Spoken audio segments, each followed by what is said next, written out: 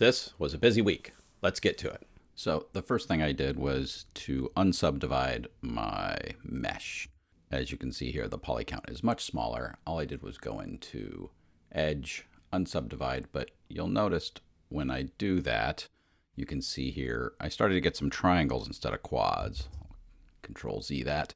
And so here around the eyes, I had some issues. And so what I decided to do was go back to an earlier version, version 26, before I started to subdivide it, and basically take a giant step backwards to move forwards. Let me show you. So this is me taking version 26 and turning it into version 43. I like my poly count here. The eyes now have quads all around it. Still need to do some work on smoothing this out.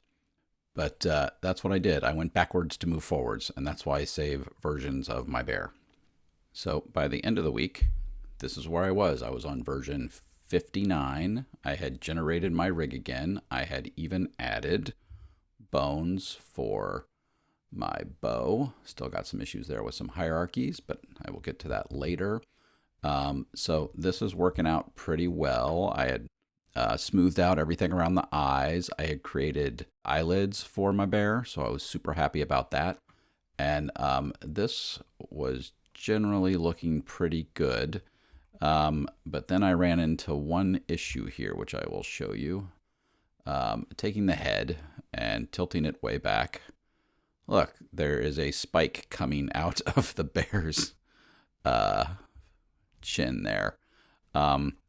This rig has a tongue inside of it, and I had a hard time trying to figure out how to weight paint that tongue or add no weights to it.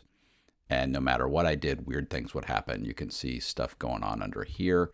So I still have a lot of weight painting issues with the bear when I move stuff around. And that's something I'm going to have to figure out. I'm not great at this weight painting, but jack of all trades, master of none. So I will try and figure out how to do this. But I will show you one test render I did that I was super happy with.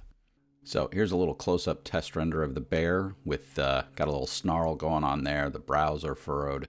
I'll have to do some grooming of the fur around the eyes, but I like the way this is looking because a lot of this short is going to be close-ups of the bear and facial expression. So I really want it to be really well weight painted around the eyes and everything. So that's something I got to work on. And then I've got to figure out that spike through the chin. So that's where I'm headed next.